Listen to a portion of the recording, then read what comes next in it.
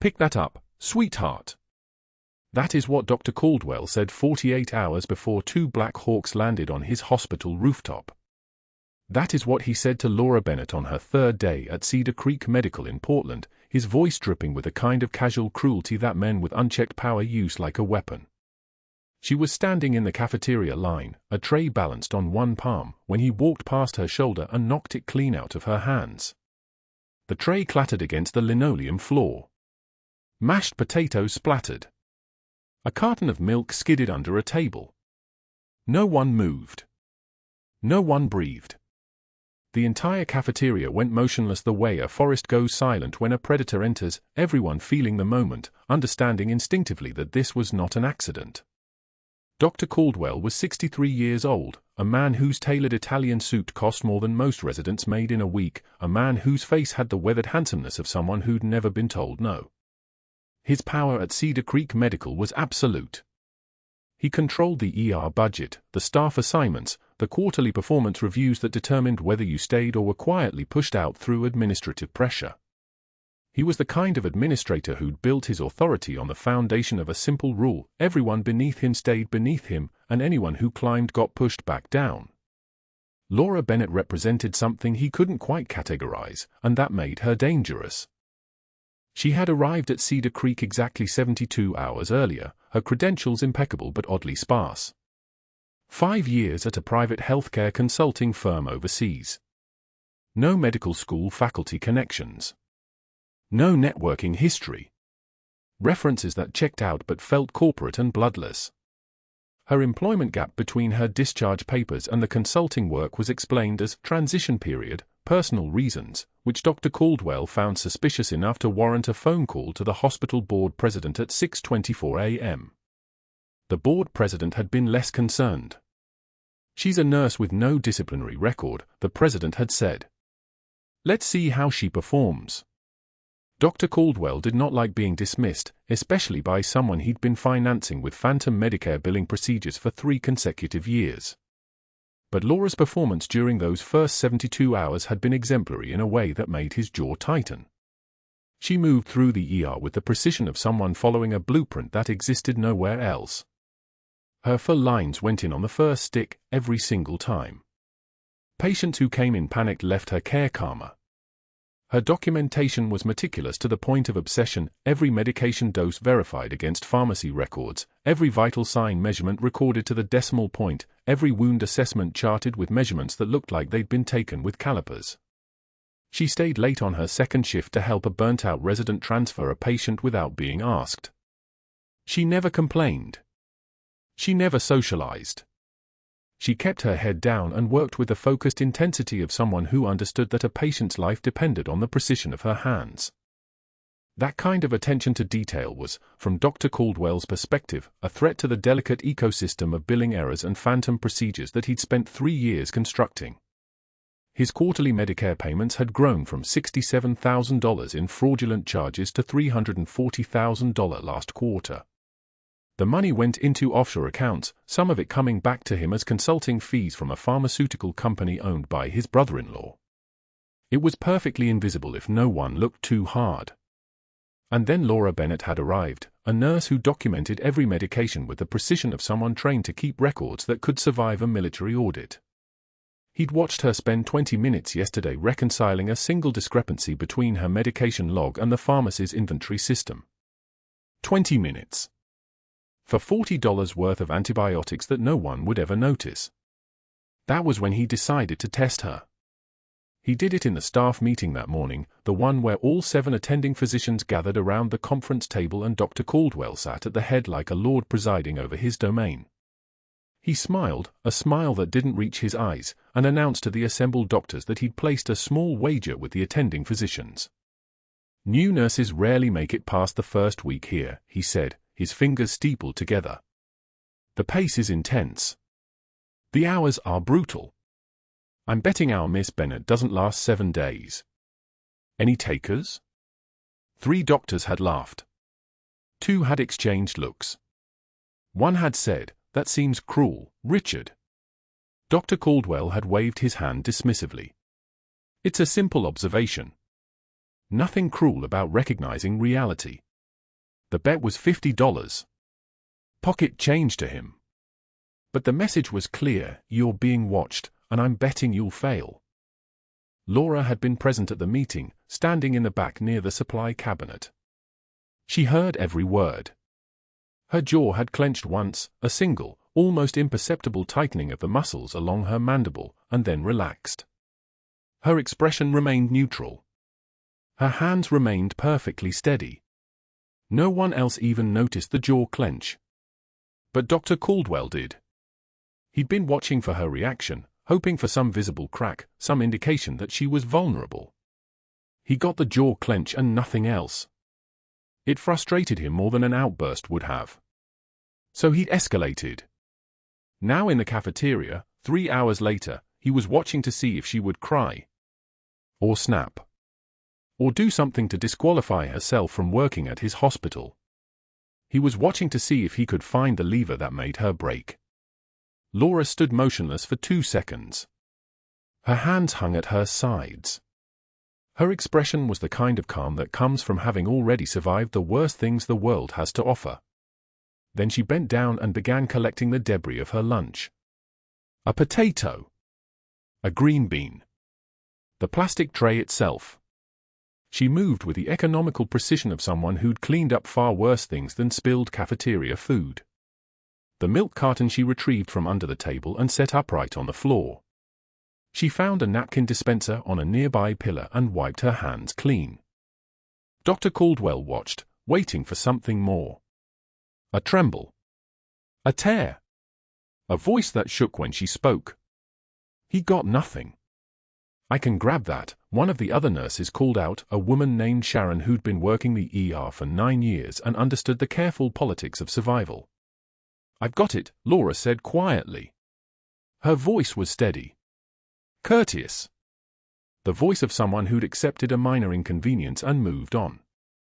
She threw the ruined lunch into a trash bin and returned to the cafeteria line to get a new tray.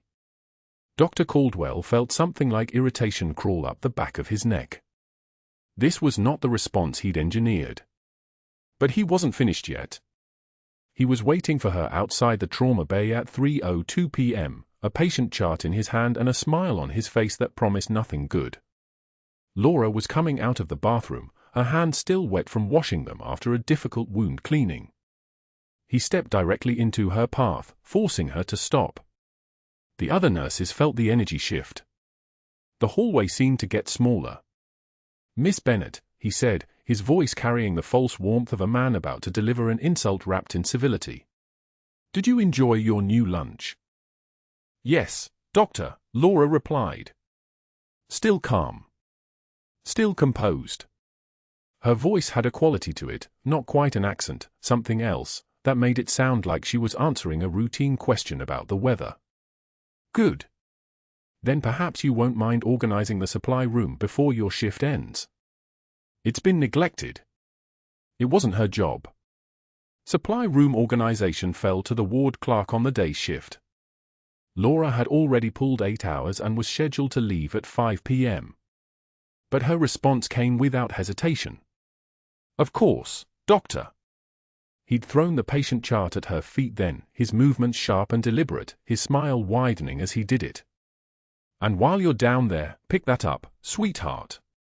The endearment was a weapon, designed to infantilize, to demean, to establish dominance. The chart scattered across the linoleum floor.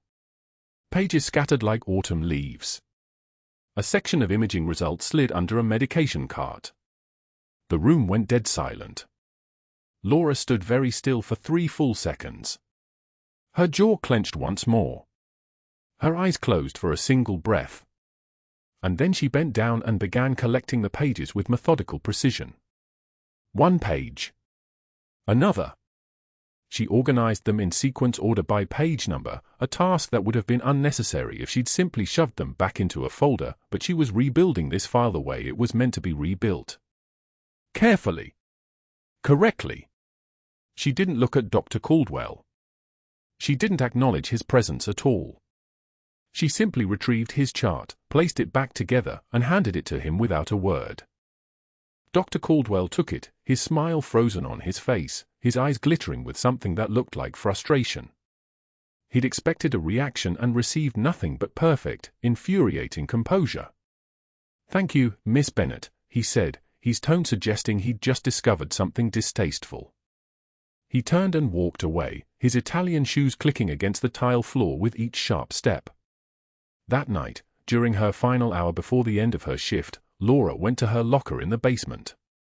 The basement of Cedar Creek Medical smelled like industrial bleach and something older, something like rust and concrete that had absorbed decades of fluorescent light. Her locker was metal, standard issue, identical to 17 others in the same row. Inside, hanging on a hook, was a single change of street clothes. On the shelf above sat a coffee mug that said "World's Okayest Nurse" in faded letters and a small potted succulent that someone had given her during her orientation. And in her pocket, exactly where she always kept it, was the tarnished military challenge coin. It was small enough to fit in her palm, old enough that the edges had worn smooth, and covered in a patina of oxidized silver that made it look like something recovered from an archaeological dig. One side bore the insignia of the Naval Special Warfare Command. The other side had no designation at all, just a call sign, engraved in letters so small they were barely visible. Reaper 6. It was the only physical proof that Laura Bennett had ever existed as anything other than a nurse. It was the only evidence that Master Chief Petty Officer Laura Bennett had spent 16 years in units whose names didn't appear in public records, in operations that the government had ordered her to forget, in places like Fallujah where she'd run combat medicine under fire and learned that pain was information, that pressure was the only thing that mattered, that hands trained enough could hold a human body together long enough for help to arrive. The government had ordered those years erased. Her records deleted. Her service made retroactively invisible. The extraction had gone wrong, what the official report called a tactical miscalculation, but what Laura had lived through as 47 seconds of her world becoming fire and shrapnel, and the decision had been made at levels she didn't have clearance to know about. It was cleaner for everyone if Master Chief Petty Officer Bennett simply ceased to exist. So she'd become Laura Bennett, registered nurse, and she'd moved to Portland to rebuild a life where no one asked questions and no one dug into her past. For 6 months before Cedar Creek Medical, she'd worked night shifts at a hospital in Seattle, saving lives with the same precision she'd applied to combat medicine, documented carefully, and kept her head down. She'd been invisible. She'd been safe. And then she'd made the mistake of being too good at her job. She held the challenge coin in her hand, touching the engraved call sign with her thumb. Reaper 6. That person didn't exist anymore. That person couldn't exist anymore. The government had made very clear during the debrief that any attempt to reactivate, to contact, or to acknowledge her former service would result in consequences that started with the loss of her nursing license and ended in places she didn't want to think about. Dr. Caldwell wanted her gone. Fine. She'd been gone before. She could be gone again. There were hospitals in Denver, in Albuquerque, in Tucson. Places where no one knew her name. Places where she could work and save lives and touch the challenge coin in her locker every night without anyone asking why. But she wasn't leaving yet. Not while there was work to do. She returned the coin to her pocket and closed her locker. When she came back upstairs, the ER was quiet, the deceptive calm that comes at 8 p.m. on a Thursday night, when most of the day shift injuries have been discharged and the night shift emergencies haven't yet arrived. She was heading out when she got called to Trauma Bay 3. A construction worker, 41 years old, had slipped off a ladder and caught his arm on exposed rebar. Severe laceration running from elbow to wrist, approximately 6 inches long, the wound edges clean but requiring careful repair to avoid nerve damage. The resident on duty was burned out and moving too fast. He was going to close it with running stitches, crude and quick, the kind of stitching that would leave a scar like a highway map. Laura looked at the wound and heard herself say quietly, "I can do the closure if you'd like." The resident, grateful to have something off his plate, stepped aside without argument.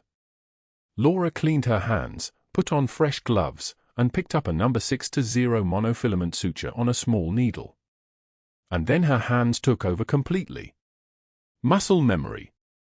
16 years of combat medicine. She sewed the laceration closed with the kind of precision that came from having sutured wounds while mortar rounds landed 300 meters away, while your only light came from a chemical glow stick, while blood ran in rivers and you had to work fast enough to save them but careful enough that they'd have full function in their hands again.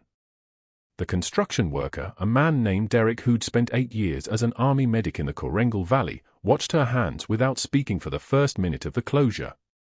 Then he whispered, not quite to her, more to himself. "I've only seen stitches like that downrange." Laura didn't pause.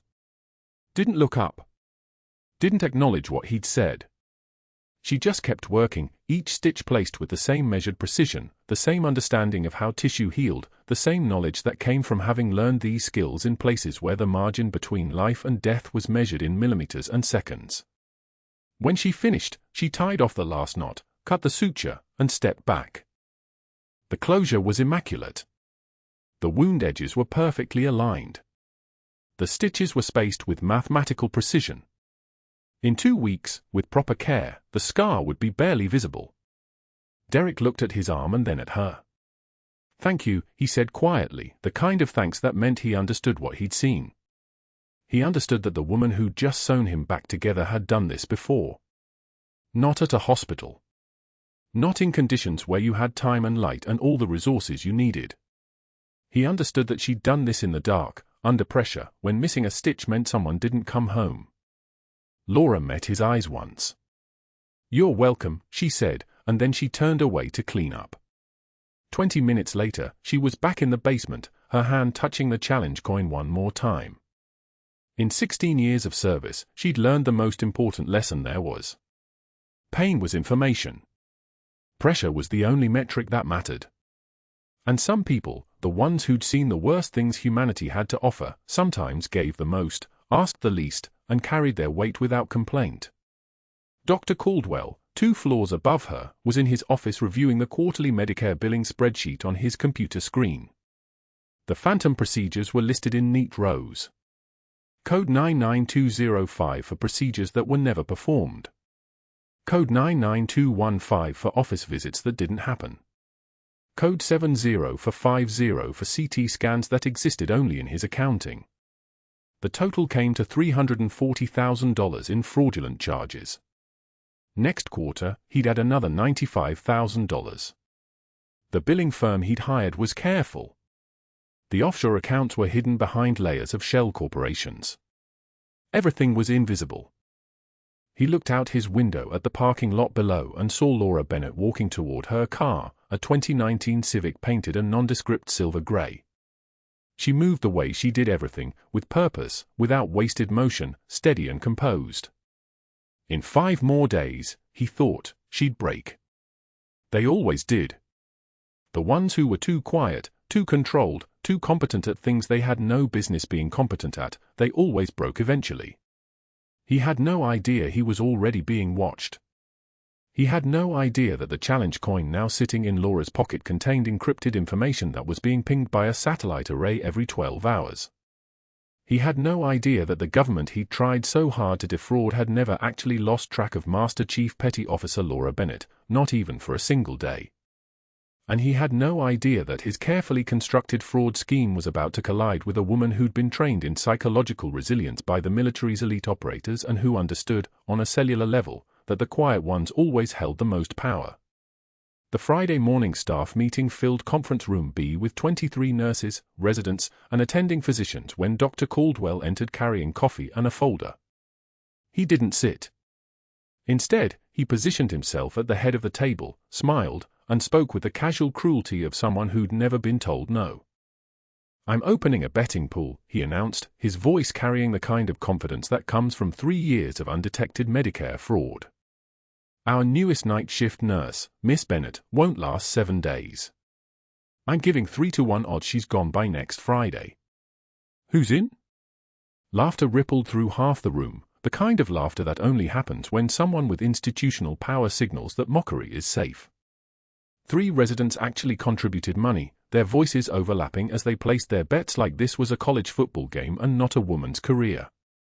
Laura Bennett sat perfectly still in the 3rd row back, her jaw clenching once, a single involuntary contraction of muscle that was gone in half a second. Her hands remained flat on the table. Her breathing never changed. Her face displayed nothing but neutral attention, the kind of composure that comes from having held a dying soldier's hand while taking fire from 3 directions and knowing that falling apart meant someone died. She said nothing. She took no notes. When the meeting ended after another 12 minutes of Dr. Caldwell's performance, his voice like a tank idling in a garage, all power and no direction, she stood, gathered her papers in order, and walked out at the same measured pace she'd walked in. That afternoon in the cafeteria, Laura carried her tray past the doctor's section when Dr. Caldwell deliberately stepped into her path. Their eyes met for a fraction of a second and she saw something there, the calculation of a predator testing whether prey would flinch. He bumped her arm with enough force to destabilize her balance. The tray tumbled. Soup splashed across white tile in a perfect arc, silverware clattering in sudden silence as 40 people turned to watch. The ventilator hum from the ER seemed to stop. He looked down at the mess, then at her with a smile that revealed his teeth. "Careful there, sweetheart. Can't have you making messes in the ER too." Laura kneeled without a word. She picked up each piece of broken ceramic deliberately, methodically, collected the silverware 1 spoon at a time, and wiped the floor with napkins while conversation slowly resumed around her, careful observers noting that her hands never shook, her breathing never changed, her eyes never met his again. She did not apologize. She did not explain. She simply cleaned and returned to work. 2 hours later, she was restocking trauma bay supplies, pulling sterile gauze into the cabinet with mechanical precision, when Dr. Caldwell appeared in the doorway and threw a patient chart at her feet. The papers scattered across the floor like leaves. His voice was pleasant, almost conversational, which made it more dangerous than if he'd shouted. "Pick that up, sweetheart. Your charting is too detailed. Makes the rest of us look bad. Simplify it or find another hospital." Laura bent, collected each page in order, organized them back into the folder, stood, and said only, "Yes, doctor." She did not acknowledge the insult. She did not defend her work. She simply stated a fact, that she'd heard his instruction and would comply, the way someone confirms a lab result. He walked away. His footsteps faded down the corridor. In the supply closet afterward, alone, she closed her eyes and touched the challenge coin through her scrubs pocket. Her fingers went white-knuckled around it for 5 full seconds, the only place her control broke, the only place where anyone could have seen the actual cost of what she carried. The coin was tarnished, its edges worn smooth from 17 years of being held exactly this way, in the dark, when no one was watching. Then her breathing steadied. The trembling stopped. She placed the coin back where it belonged and returned to work. Later that night, a familiar face appeared in the ER, Torres, the construction worker from Monday's initial shift, admitted for a routine suture removal and wound check. He lay on the examination table with his left forearm extended, and Laura approached with her removal kit, sterile field, fine scissors, forceps. Her hands moved with the terrifying fluid precision of someone who'd practiced this procedure 10,000 times under conditions most people couldn't imagine. Torres watched her work. He watched the exact angle of her approach, the way she angled the scissors to slip under the suture without catching skin, the pattern of her removal, always the same sequence, always the same rhythm. After the 3rd suture, he whispered, "I've only seen stitches like that downrange. Fallujah. You were there." It wasn't a question. Laura met his eyes once, just long enough to confirm he understood, then continued working through the remaining 5 sutures in absolute silence. Torres nodded slowly, his lips pressed together, and asked nothing else. Some things didn't need words. Some things were spoken in the language of survival. Tuesday night arrived with the kind of darkness that makes the ER seem smaller, more isolated, more like a bunker than a hospital. At 11:06 p.m., Laura was cataloguing medication inventory in the pharmacy, mechanical work that left her mind sharp for what was coming when the ER doors exploded open. Not metaphorically. The doors hit the walls hard enough that the hinges reverberated. Police rushed in supporting a gunshot victim, a male, early 20s, 3 entry wounds visible through the shredded remains of his shirt, blood pressure crashing toward zero. The radio crackled somewhere behind the chaos. Priority 1, 3 penetrating thoracic wounds. ETA was 5 minutes ago, he's crashing now. Dr. Caldwell was off-site at a medical conference in Seattle, a fact Laura had already noted with the kind of careful attention that comes from military training. That left Dr. Yates, a second-year resident whose face went the exact shade of white that indicates someone is about to become medically useless. Laura moved before he could speak, already cutting away the victim's shirt with trauma shears, the sound like fabric being torn underwater, wet and urgent, and establishing 2 large bore fours in under 30 seconds. Muscle memory took over. Her hands had done this 1,000 times. The needle went in. The hiss of air. Fluid flowing. Her voice cut through the room's confusion with the absolute authority of someone accustomed to command. "Oh, negative. 2 units. Push them fast. I need intubation equipment now. Chest tube kit. Stat." The nurses scrambled. Trauma Bay 4 was prepped in under 2 minutes. The patient's blood pressure registered on the monitor at 52/31. His oxygen saturation was dropping, 75, 68, 61. The heart rate climbed to 147, a desperate rhythm that meant the body was losing the war against gravity and blood loss. Laura inserted the endotracheal tube with one smooth motion, the tube sliding into the trachea with a soft resistance that meant placement was correct. She established a 14-gauge angiocath needle in the second intercostal space, mid-clavicular line, and the pneumothorax released with an audible hiss of air escaping like a wound breathing out. The monitor showed improvement, oxygen saturation climbing.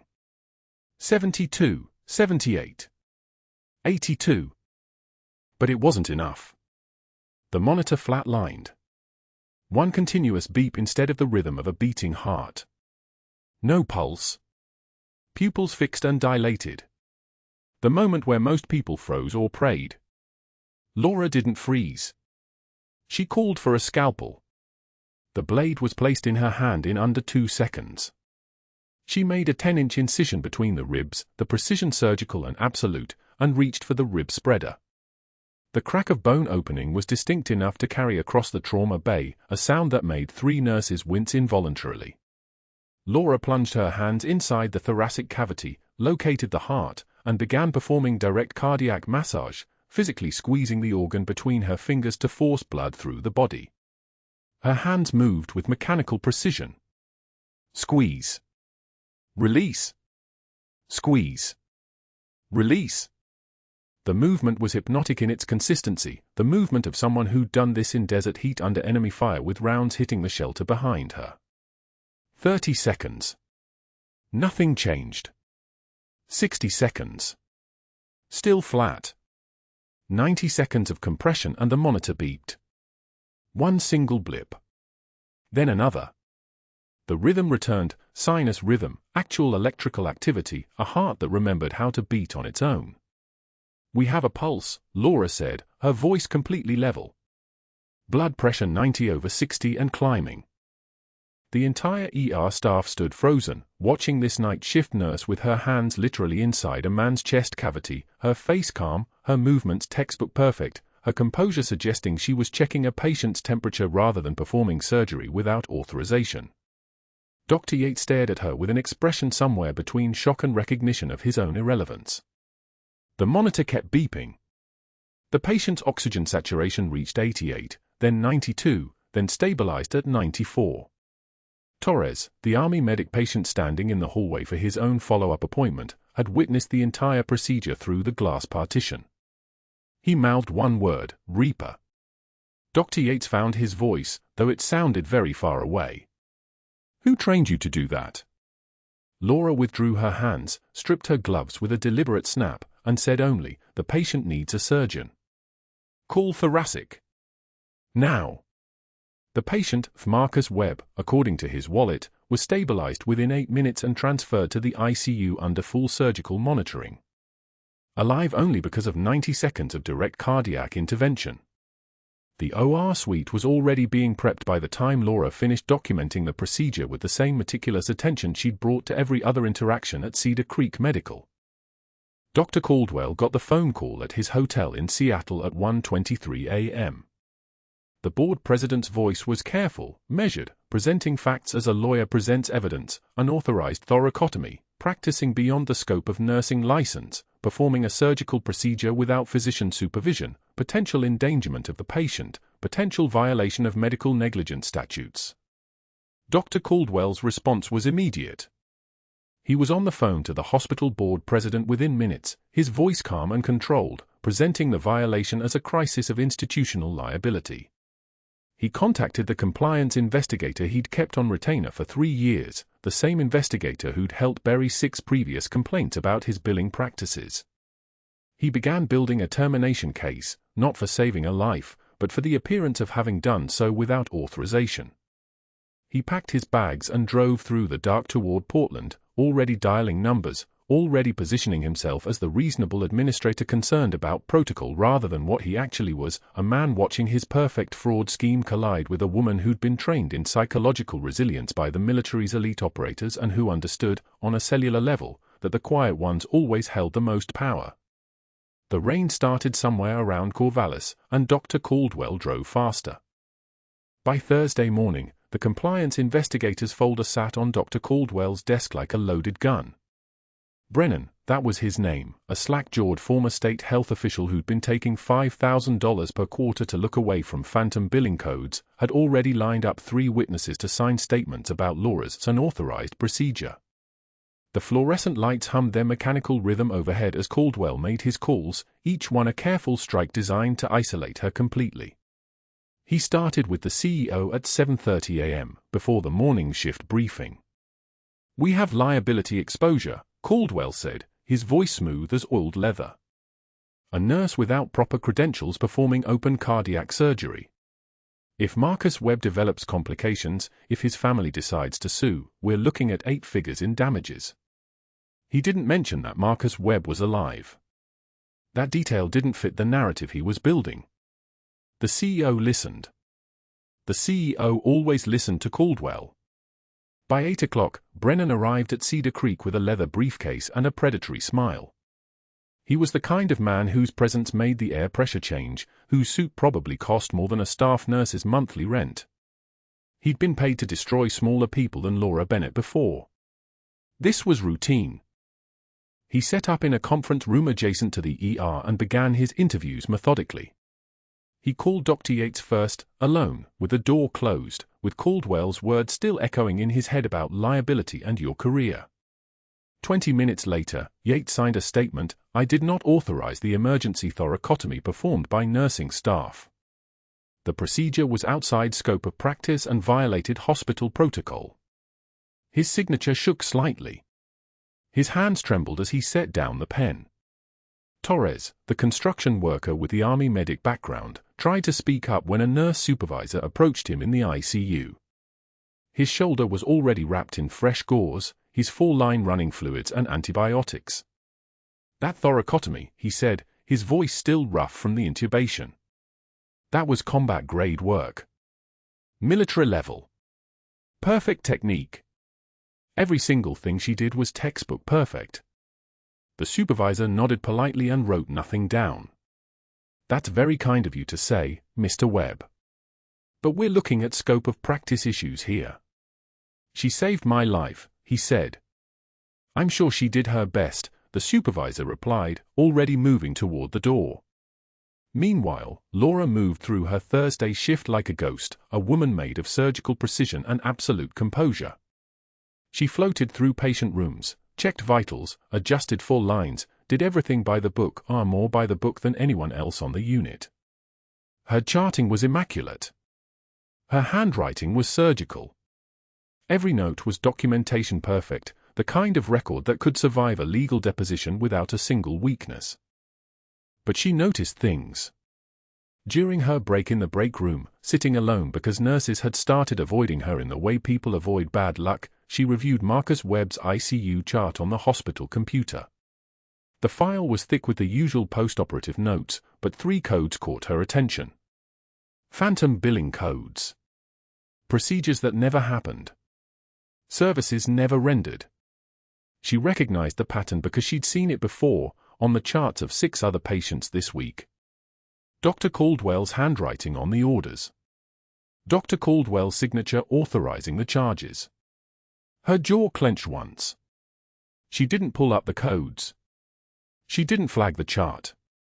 Instead, she sat very still for 6 seconds, her hands flat on the table, her breathing perfectly controlled. Then she took her phone from her pocket and photographed 2 pages of the chart. The phantom codes. The signatures. The dates. The billing amounts. She was careful, methodical, professional, the same way she'd once photographed intelligence documents for operators who didn't exist. The phone slipped back into her scrub pocket as quietly as it had come out. She was finishing her afternoon charting at the nurse's station when she heard the security radio crackle from the hallway. 2 campus security officers approached from the administrative wing, their expressions carefully neutral in the way that meant they'd been rehearsed on what to say. Behind them came her supervisor, Martinez, a woman who'd been kind to Laura for 6 days and now couldn't meet her eyes. "Laura," Martinez said quietly, "you need to come with us." Laura set down her pen. She didn't look up from the chart she was writing. She simply set the pen down with the same precision she'd once used to fold a flag into a triangle, once used to secure a pressure dressing on a femoral artery while rounds were flying overhead in a place that wasn't on any American map. She stood slowly, deliberately, and her chair rolled back on its wheels with a soft whisper of friction against tile. The other nurses at the station didn't look at her. The monitors beeped their algorithmic rhythm. And for pump hissed its mechanical sigh. "Where are we going?" Laura asked, her voice level and quiet. "Administrative," one of the security officers said. His name tag read Patterson. He was trying to be kind. "Just some questions about the procedure from Tuesday night." "Of course," Laura said, and she turned to follow them without resistance, without argument, without any indication that she understood what was happening. She was a ghost. She was a statue. She was a woman who'd learned long ago that composure was the only weapon that never failed you. They walked her through the hospital hallways, past patient rooms and nursing stations, past people who glanced up and then quickly away. The loading dock doors were visible from the hallway, the exit she'd used every day for the past 6 days.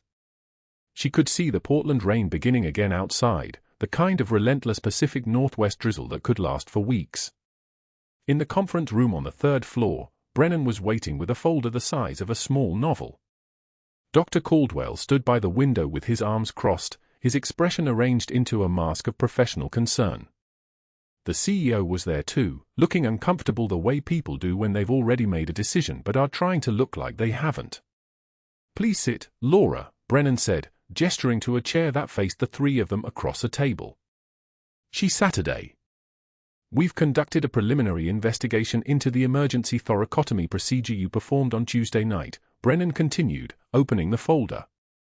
"During which you performed direct cardiac massage without physician authorization, without proper surgical certification, and without following standard hospital protocol. We've interviewed for staff members, and they've confirmed that no physician directed you to perform this procedure." Laura said nothing. "Your credentials listed several surgical certifications from a facility in Virginia that no longer exists. A trauma surgery fellowship from a program that closed in 2008. Can you explain that?" "Those are my actual credentials," Laura said quietly. "They're verified through a facility that left no records." "Correct."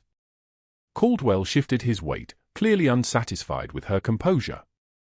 He'd expected defensiveness. He'd expected tears. He'd expected the kind of panic that people usually displayed when their careers were being dismantled in real time. Instead, he got a woman who sat perfectly still, whose hands rested flat on the table, whose eyes had gone perfectly flat and empty. Based on these findings, the CEO said, clearly reading from notes that had been prepared in advance, "We have no choice but to terminate your employment effective immediately. Security will escort you from the building. Your badge is deactivated. You'll receive written notice of the policy violation within 48 hours. Laura nodded once. "Do you have anything to say?" the CEO asked, the kind of question asked out of legal procedure, not because anyone in the room wanted to hear her answer. No, Laura said. They walked her to her locker in the basement, that institutional warren of concrete and humming pipes where the laundry came and went, where the hospital kept its old equipment and its forgotten things. Her locker opened silently, the same combination she'd set on her first day. Inside were her personal items, a coffee mug with a National Geographic photo of a mountain range, a small potted plant she'd kept alive through a full week of 12-hour shifts, and underneath, in the very back, the tarnished military challenge coin from a unit that officially didn't exist. She didn't touch the coin. Instead, she went to the laundry room, where the blue scrubs were sorted and cleaned and folded into neat stacks for the next shift of nurses. The laundry attendant, an older woman named Ruth who'd been kind to her, looked up from her folding machine. "I'm leaving," Laura said simply. Ruth's face fell. "What? Why?" "They're letting me go." Ruth looked at the security officers standing in the doorway, and she understood everything about the situation that needed to be understood. She nodded slowly, sadly, and she handed Laura an empty plastic bin. Laura removed her scrubs from her locker, 5 sets of blue fabric, each one precisely folded, and brought them to the folding table. She unfolded each set and refolded them, slowly, methodically, with the exact same precision she'd once used to fold a blood-stained American flag into a triangle after a 5-day siege that the government had never officially acknowledged. Each fold was perfect. Each corner aligned. Each crease was sharp enough to cut. She stacked them neatly back into a pile and placed them in the laundry bin for processing. The whole process took 17 minutes. When she was finished, she gathered the coffee mug and the plant into a cardboard box she'd found near the recycling station. She didn't look back as she climbed the basement stairs toward the loading dock. The doors opened to Portland rain, that soft relentless gray that came in from the Pacific, that turned the asphalt dark and slick and anonymous. From his office on the 4th floor, Dr. Caldwell watched her walk across the parking lot with the cardboard box. Even from this distance, even through the rain, he could see that her spine was perfectly straight, that she walked with the kind of controlled precision that suggested she'd never been broken by anything in her entire life. He smiled. He told himself the smile was satisfaction, was relief. He told himself that the woman in the rain posed no further threat to his operation, to his carefully constructed phantom billing cycle that had generated $187,000 over 3 years without raising a single institutional red flag. He told himself that firing her was damage control, was protecting the hospital, was making the right decision. The smile faded when he saw her turn back and look up at his window. She didn't wave. She didn't gesture. She simply looked at him with eyes that had seen things, that had held things, that had survived things, and then she walked toward the loading dock and disappeared into the rain. But that wasn't the worst part. Monday morning at Cedar Creek Medical, 9:42 a.m. Dr. Caldwell was in conference room A, spreadsheets glowing on his laptop screen, quarterly financial presentation stacked in neat piles beside him. For new phantom billing codes. $18,000 in charges for procedures that never happened. His fingers moved across the keyboard with the confidence of a man who had never faced consequences, who had built his entire career on the assumption that his position was armor, that his title was protection, that the machinery of institutional bureaucracy would always insulate him from accountability. The building shook. Not a tremor. A convulsion. Papers exploded off his desk like a blizzard, reports, billing statements, projections scattering across the conference room floor. The windows rattled. The light fixtures swayed. Caldwell's first thought was earthquake. His second thought, as the rotor wash intensified and the sound became unmistakable, was something far worse. 2 Black Hawk helicopters. Not news helicopters. Military helicopters. Their shadows passed over the building in succession, massive and dark, before the rotor wash thundered and both aircraft descended toward Cedar Creek Medical's rooftop helipad. He went to the window. Below, the ER erupted. Code gray alerts blared through the overhead speakers. Security rushed toward the stairwells. Nurses abandoned their stations. The entire department transformed in 30 seconds from controlled chaos into something closer to panic. Caldwell watched from 3 stories up as the first helicopter's wheels touched the rooftop and soldiers began descending, tactical gear, combat rifles, operators moving with the terrifying fluid precision of people trained for violence. 10 of them. Maybe more. He couldn't count. His stomach had begun its descent before his mind caught up with what he was seeing. He left the spreadsheets open on the desk. The ER was a controlled riot when he arrived downstairs. 60 seconds had passed, maybe fewer. A colonel in ranger tabs and dress uniform stood in the center of the department, his presence filling the space like water seeking every edge. His chest was a tapestry of ribbons. His call sign was written in the way he stood, the absence of doubt, the weight of command that required no introduction. 10 soldiers flanked him, weapons slung, eyes moving across every face in the room with the methodical focus of people trained to identify threats. The colonel's voice, when he spoke, was not loud. It did not need to be. "I'm looking for Reaper 6. Where is she?" Silence. Not the silence of a room full of people pausing.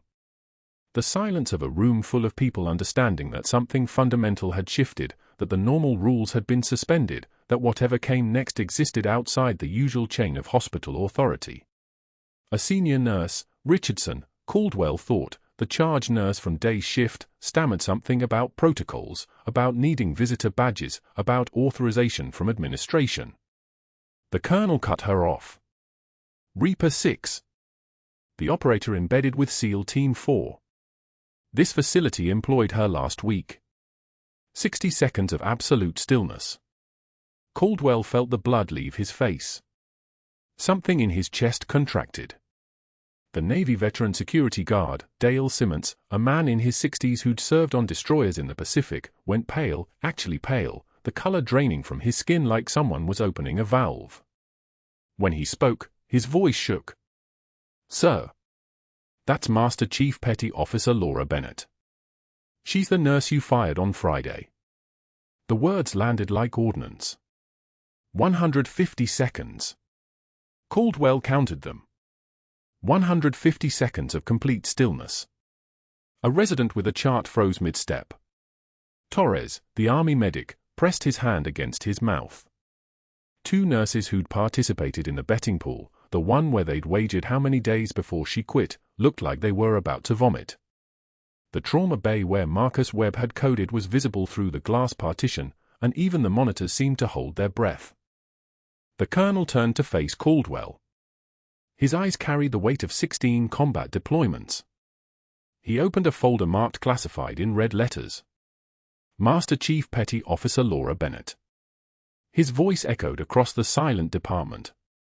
16 combat deployments. A breath. A pause between words that felt like falling. For Navy crosses. Caldwell's knees felt unreliable. Presidential Unit citation for saving 37 lives during a Phi-Bay siege while wounded. A resident sat down hard on a supply cart. Not with intention. His leg simply gave up.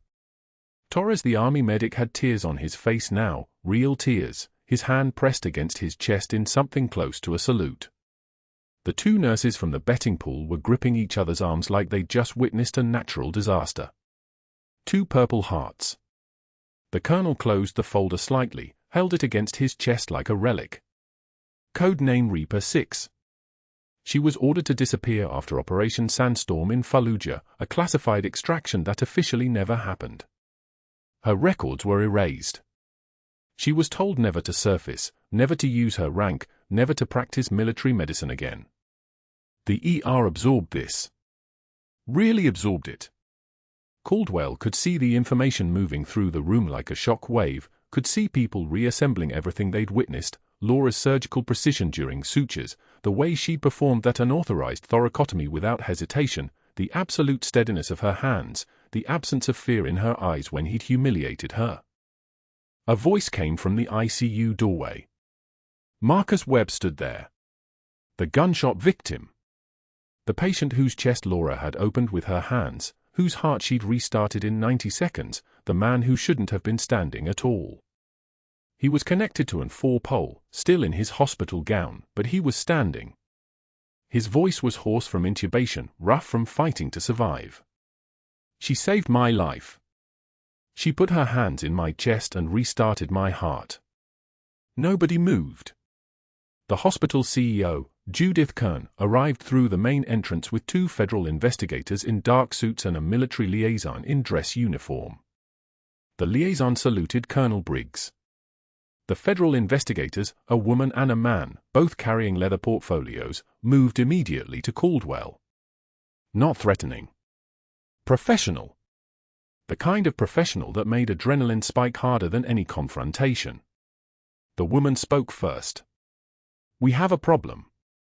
The Master Chief's termination triggered a national security review. It flagged financial irregularities in this facility's Medicare billing. 3 years of phantom procedure codes. Billing for surgeries that never occurred. Anesthesia charges for patients who never received anesthesia. We found 37 instances in the past 6 months alone. 18,000 just this month." Caldwell's mouth had gone dry. Completely dry. Like someone had turned off the moisture in his body. The male investigator opened his portfolio. Medical records. Billing statements. Spreadsheets. All of them marked with yellow highlights, all of them showing the precise pathway of his fraud. "Doctor, we need to discuss your financial arrangement with healthcare compliance investigator Derek Brennan. The one where you pay him $3,000 monthly to ignore audit flags. We have bank records. We have emails. We have wire transfers." Caldwell tried to speak. Nothing came. Colonel Briggs stepped closer. "Master Chief Bennett served her country with honors most of these people will never understand. She walked away from active duty at her government's orders. Disappeared completely. Took a job at a community hospital. Followed every regulation. And then she saved a man's life using her training." The colonel's voice dropped. "And you decided to destroy her career. Security officers appeared, not hospital security. Military police, identifiable by the armbands, the bearing. They moved toward Caldwell with the efficiency of people who had done this before. One of them stepped to each side of him. They didn't touch him. They didn't need to. The lead investigator held up an arrest warrant. Dr. Marcus Caldwell, you're under arrest for Medicare fraud, conspiracy, falsification of medical records, and obstruction of justice. You have the right to remain silent." The words continued, the Miranda warning, the formal machinery of the criminal justice system engaging. Caldwell heard them like they were coming from underwater. His eyes found the ceiling. The fluorescent lights that had illuminated his perfect institutional fraud for 3 years suddenly seemed impossibly bright. The ER had filled completely now. Every nurse. Every resident. Every attending who'd been in the building. 40, 50, 60 people watching as Dr. Caldwell was escorted toward the exit, his hands held behind his back, his face the color of old paper. Torres was still crying. Laura's name was being whispered through the department like a prayer, like a story they'd been telling wrong the entire time, like they'd all been standing next to legend without knowing it. Colonel Briggs turned to address the assembled staff. Master Chief Bennett received orders not to surface, not to reveal her service, not to use her training. She followed those orders perfectly. Your colleague is one of the most decorated combat operators in recent military history. She chose to come home. She chose to help people. And she did. The man standing in that doorway is alive because of her. The silence that followed was different. Not the silence of shock. The silence of recalibration. The silence of people understanding they'd been seeing the world incorrectly, that the quiet nurse folding her scrubs in the basement laundry room had been carrying more weight than any of them had imagined. Marcus Webb walked to the center of the ER, slowly, the 4-pole beside him. I want to know where she is. I want to tell her thank you. Nobody had an answer. Laura was gone. Had been gone since Friday afternoon. had walked out of Cedar Creek Medical into the Portland rain and disappeared the way she'd learned to disappear, the way she'd been trained to disappear, leaving nothing behind but a cardboard box of personal items and the memory of steadiness. The Colonel looked at CEO Judith Kern. "You're going to want to address your board immediately. Your hospital harbored fraud, compromised a classified operative, and terminated her for illegal reasons. There's a federal investigation now. You're going to need lawyers." Kern's face had gone the same color as Caldwell's had. Within the hour, the Black Hawks were gone. The soldiers withdrew as efficiently as they'd arrived. The ER slowly returned to something approaching normal operations, though nothing would ever be truly normal again. The story would spiral outward, social media, hospital gossip, medical journals eventually. A nurse had been a Master Chief Petty Officer. A combat operator. A legend. And Dr. Caldwell, who'd built his career on the assumption that institutional power was invulnerable, had discovered that some adversaries didn't fight within those systems. They existed above them. The hospital CEO arrived at 3:38 p.m. with a military liaison in dress uniform and 2 federal investigators carrying sealed folders. The ER staff froze mid-stride. The liaison, a Navy captain with lieutenant commander insignia, had the bearing of someone accustomed to giving orders that changed institutions. Behind him, the investigators moved with the methodical precision of people who'd spent the morning photographing bank records and medical billing databases. Dr. Caldwell's face drained of color when he saw them. The CEO led the group directly to his office without knocking. The investigators set their folders on his desk like closing arguments in a trial he'd already lost. One of them, female, dark suit, eyes that had seen worse crimes than his, pulled out a printout. Billing records. $340,000 in fraudulent Medicare claims. Phantom procedures. Equipment kickbacks with suppliers he'd never met in person but whose checks had cleared into offshore accounts. These procedures, the investigator said, tapping the first page, were billed but never performed. These others were performed by someone else, but billed under your authorization with inflated complexity codes. Caldwell's lawyer voice activated. Clerical errors. Billing department mistakes. I'll cooperate with any review. The second investigator didn't look up. Your billing department doesn't exist. You personally signed 87% of these claims. Then the captain spoke, and something in his tone made the fluorescent light seem to flicker. Your former employee, Master Chief Petty Officer Laura Bennett, documented every procedure she performed. Her charting was precise enough to be used as evidence in a federal investigation. She was about to notice the discrepancies between her actual work and your phantom billing. That's why you wanted her terminated. The room contracted around that statement. Her personnel file, the female investigator continued, shows meticulous charting dating back to 2004. All the way back to her first deployment in Fallujah.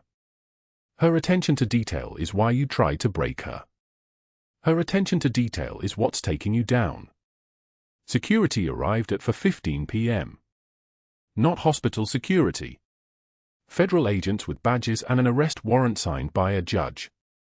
They escorted Caldwell through the ER, the same ER where he'd knocked Laura's lunch tray to the floor, where he'd thrown patient charts at her feet with his trademark smile, where he'd stood in the trauma bay while she performed an emergency thoracotomy with her hands inside a man's chest cavity, restarting a heart that should have stopped beating.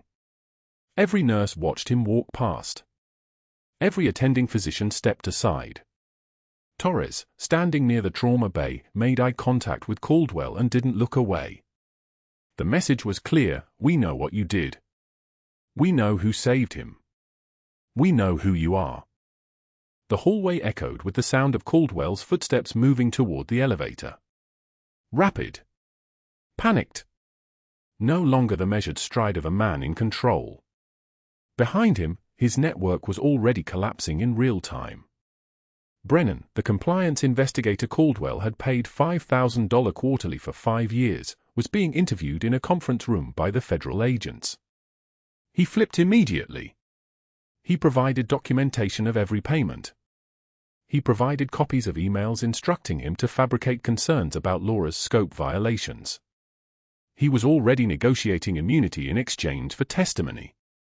The board president, contacted by secure phone at his home office, denied any knowledge of Caldwell's activities and terminated his contract with the hospital effective immediately. No severance. No negotiated exit. Done. Dr. Yates, the attending who'd been pressured to sign off on the initial complaint against Laura, recanted his statement within the hour. He admitted publicly, in front of the investigators, that Caldwell had coerced him. That he'd been told his contract renewal depended on supporting the narrative that Laura's emergency thoracotomy was unauthorized and reckless. But it wasn't reckless. It was emergency medicine at the highest level. Marcus Webb was alive because Laura had cracked open his chest with a scalpel and reached in with her bare hands and restarted his heart when no surgeon was available. Caldwell had tried to turn that act of extraordinary heroism into a termination offense. The investigators reviewed the medical record. The procedure notes. The O2 escalation chart showing the patient's oxygen saturation climbing from 68 to 94% during the thoracotomy. The sinus rhythm restoration. The patient still walking through Cedar Creek's corridors 6 months later, meeting with Laura monthly, telling anyone who would listen that a nurse had literally held his heart in her hands and brought him back to life.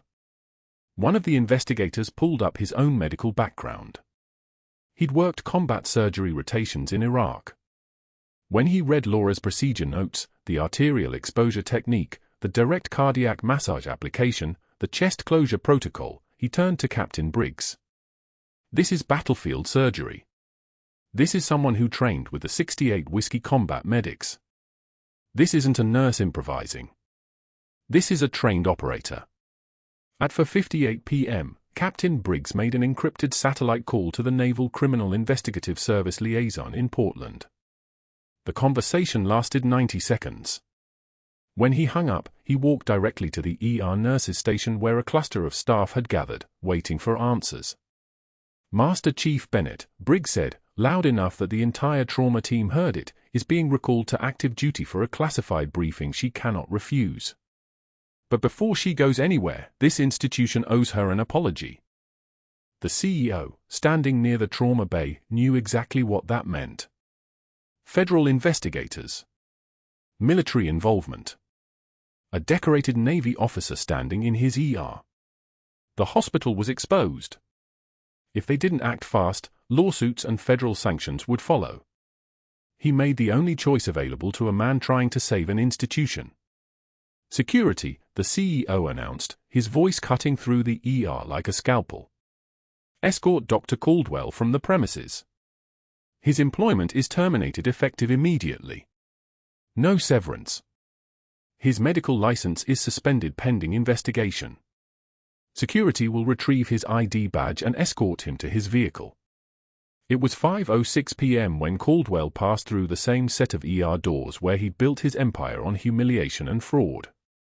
Reporters had already gathered outside. Word had leaked about a military operation at Cedar Creek Medical, about helicopters landing on the rooftop, about special forces operators in dress uniform walking through trauma bays.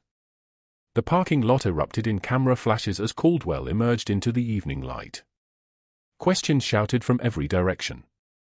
His face caught by a dozen news cameras simultaneously, broadcasting live to every television in Portland. The gauntlet of flashbulbs looked like muzzle fire. Inside the ER, Captain Briggs made a radio call on encrypted equipment. Master Chief Bennett needs to know her country needs her back. Get her on the phone. Now. The next 48 hours unfolded like a classified mission briefing no one could attend. Laura received her recall orders, packed a single bag, and reported to a military facility in Washington state for a briefing the government would later officially deny had ever happened. The details remain classified to this day. But she came back. 6 months later, someone spotted Dr. Caldwell at Portland Community College's continuing education building. He was teaching CPR fundamentals to recertification students for $18 an hour. He practiced chest compressions on a plastic dummy while his students, many of them young nurses fresh out of undergraduate programs, had no idea they were learning from a disgraced former ER director. His medical license had been permanently revoked. His credentials erased. His career dismantled by federal fraud charges that resulted in a conviction and a sentence he was serving through community college adjunct work while renting a studio apartment and taking the bus. The plastic dummy never complained. Never questioned his technique. Never realized it was being taught by a man whose hands had signed fraudulent Medicare claims while those same hands tried to destroy a nurse who'd been saving lives since 2004. At Cedar Creek Medical, everything changed. New leadership arrived. Federal monitors were stationed in the billing department. The pharmacy underwent a complete audit. Every procedure billed in the past 5 years was cross-referenced against actual medical records, and Laura's meticulous charting became the gold standard against which every other physician's documentation was measured. Behind the nurse's station, a massive photograph was mounted on the wall. Laura Bennett in Master Chief Petty Officer dress uniform, her service dress blues sharp as a blade, her collar devices catching the light, her expression the kind of calm that comes from having already survived the worst things the world can offer. Beside the photograph, a frame held the tarnished challenge coin, no longer hidden in her locker, no longer a secret that had to be buried. The plaque beneath read, Reaper 6, MCPO Laura Bennett, USN, steady. Fear is normal. But the patient needs you calm. Laura returned to Cedar Creek with her rank no longer invisible. She ran the new trauma protocol training program, teaching combat medicine techniques to civilian staff, translating her battlefield experience into civilian application. Her hands moved through simulation mannequins with the same precision that had saved Marcus Webb's life. Her voice, when she spoke, carried the weight of command. Marcus Webb visited monthly. He brought coffee and sat in the ER break room and told anyone who would listen about the nurse who'd reached into his chest and held his heart in her hands, literally, and brought him back from the edge of clinical death. His gratitude was simple and permanent. His life, every breath he took after that night, was hers. Torres, the security guard who'd recognized Laura's call sign when the helicopters landed, had transitioned to work as a medical transport coordinator at Cedar Creek. He worked the same shifts as Laura now. The 3 residents who'd contributed to Caldwell's betting pool had donated the money to a veterans' healthcare charity and personally apologized to Laura in a meeting that none of them would ever forget. Dr. Yates, who'd been pressured into his initial complaint, had become Laura's mentee. She taught him the standards of care that made the difference between good medicine and battlefield medicine. He became the hospital's most vocal advocate for expanding scope of practice training, for trusting nurses with more autonomy, for building systems where people like Laura could operate at their full potential instead of being hidden. The ER hummed with a different energy now. Respect instead of fear. Precision instead of politics. Competence instead of corruption. 6 months after her recall to active duty, details still classified, briefing location still redacted, Laura stood in the trauma bay wearing her Master Chief dress uniform, training a new nurse on emergency thoracotomy technique using a simulation mannequin. Her hands moved with the same fluid precision that had saved Marcus Webb, that had kept him alive through 90 seconds of direct cardiac massage while his heart restarted underneath her fingers. The new nurse's hands were shaking. Laura paused the demonstration. She looked at the young woman across the mannequin and said quietly, voice low and steady, steady. Fear is normal. But the patient needs you calm. The nurse steadied. That night, as the ER transitioned between shifts, Laura walked past the nurse's station. She passed the photograph of herself in dress uniform. She passed the frame challenge coin, no longer tarnished by secrecy, now polished and visible to everyone.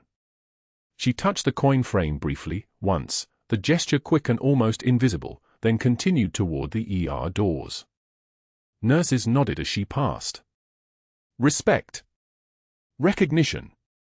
The understanding that some people walk among us with histories we'll never fully know, strengths we only glimpse in moments of crisis, and that the quietest person in the room might be the one holding everything together. Her posture was military straight. Her presence filled the space around her like something that changed the air pressure.